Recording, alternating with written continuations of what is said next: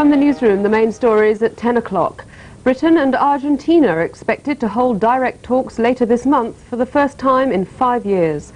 The move is being seen as a step towards resuming diplomatic relations, which were broken off during the Falklands War 7 years ago.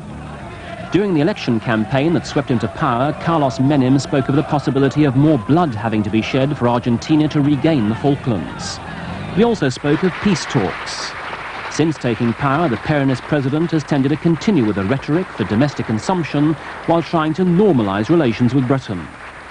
The Falklands War left diplomatic links between the two countries in tatters. Technically, the Argentinians are still in a state of war with Britain, though behind the scenes, diplomatic channels have been kept open through the Swiss and Brazilian embassies.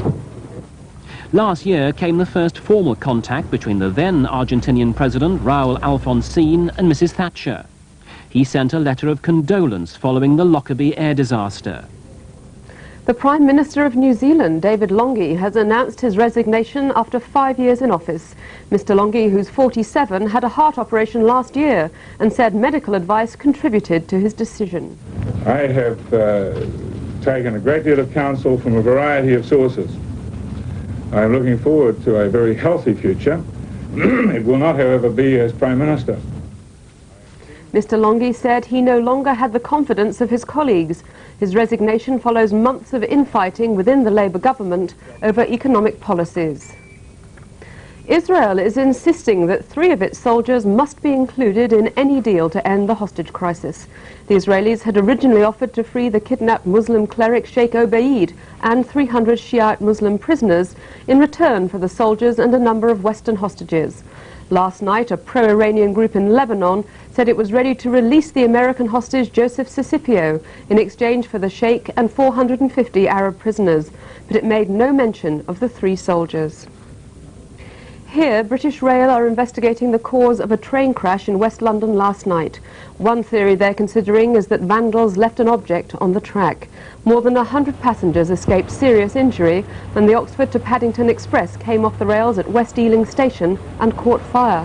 Services between Paddington and the West Country are severely disrupted. Britain's biggest takeover deal has been completed. The industrial giant Hanson Trust has won control of the mining company Consolidated Goldfields.